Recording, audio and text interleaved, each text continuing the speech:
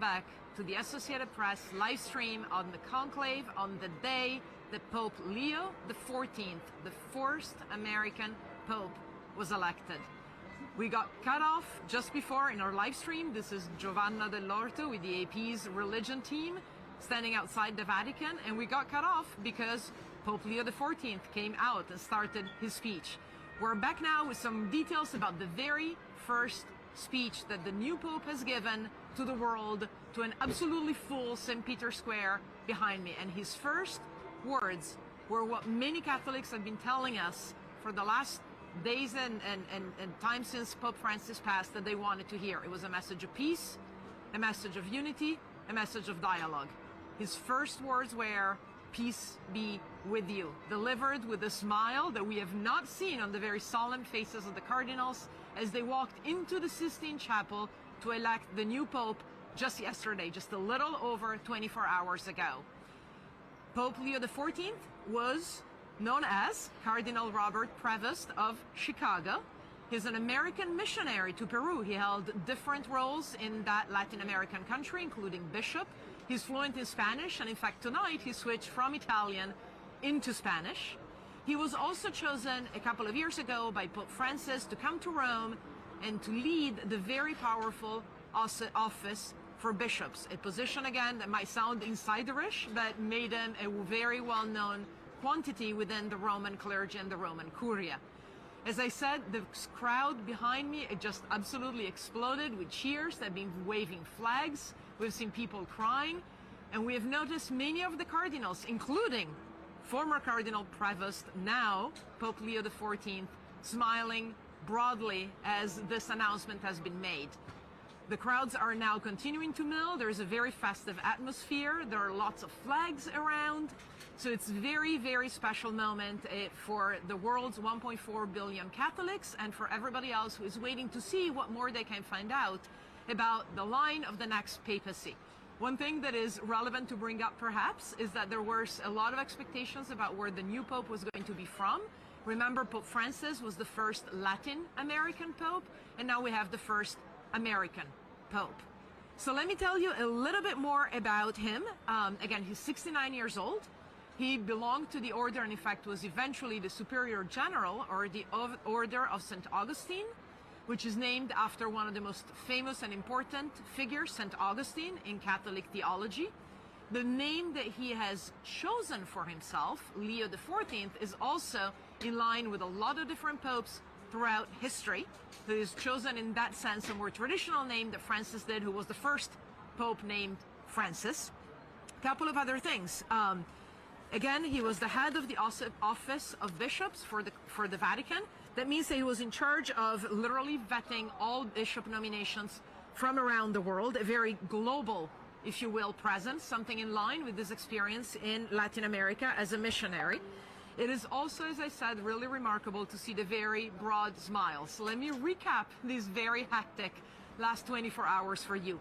Prevost, of course, was one of the 133 cardinal electors who yesterday afternoon around 4 p.m. in a very solemn ceremony walked into the Sistine Chapel, which is just to the right of St. Peter's Basilica, where he has just appeared, and they started voting to choose the successor to Pope Francis. It's been a relatively quick conclave, as I said, just a little over 24 hours.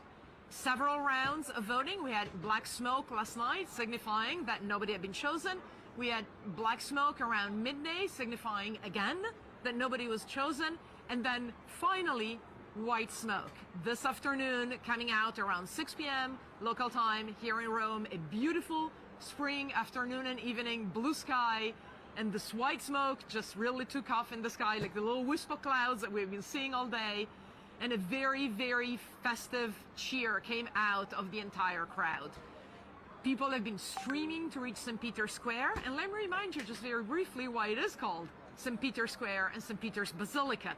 This is because Pope Leo XIV, Robert Prevost of Chicago, is now not just the successor to Pope Francis, he's the successor of Peter, the first pope, the disciple of Jesus, whom Jesus chose, according to the Gospels, to be the leader of the church, the very rock on which the church has been founded. We're going to be hearing a lot more about the Pope, probably not from him tonight. Let me tell you what we expect to see over the next few days.